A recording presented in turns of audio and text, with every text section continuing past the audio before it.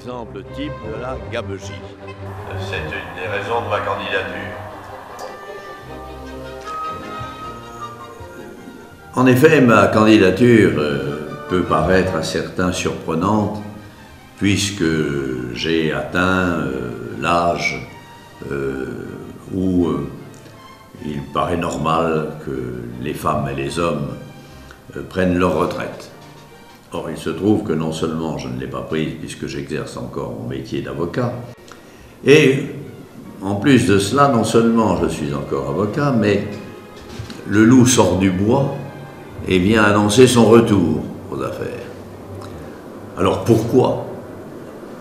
Il est évident que si le maire qui m'avait remplacé avait, selon moi, bien fait son métier avec son équipe municipale et avait résolu le problème des finances, le problème de la sécurité, le problème des grands investissements et le problème du développement économique, et avait notamment, sans difficulté majeure, achevé le travail qui était prévu dans le projet urbain décennal, dont je dis quand même au passage que c'est un projet sur lequel l'ensemble des directeurs de la ville de Nice ont travaillé pendant 3 ans.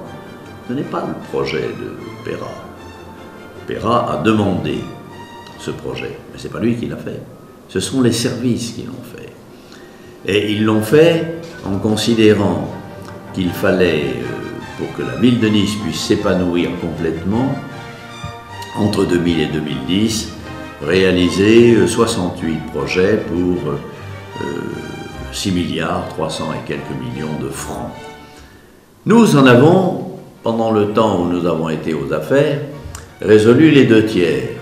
Mais il reste encore un tiers à faire. Et mon Dieu, il semblait assez facile pour le successeur de devoir continuer dans cette voie-là. Or, on s'aperçoit de quoi? Eh bien, qu'au bout de 6 ans, le maire actuel ne peut s'enorgueillir, si je puis dire, que d'avoir fait 2 ou 3 de ces réalisations, toutes 3 prévues d'ailleurs au projet urbain décennal. Ben, le premier, c'est celui devant lequel je parle.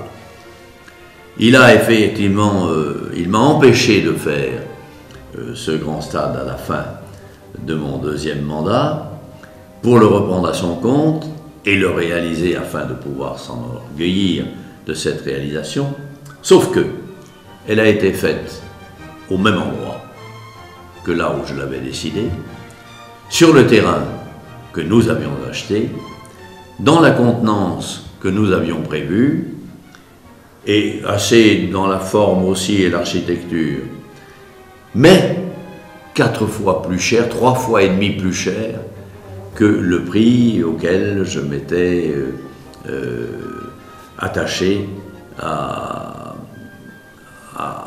fixer au minimum avec une entreprise sérieuse dans le cas d'un partenariat public et privé, et sans faire le transfert du centre de formation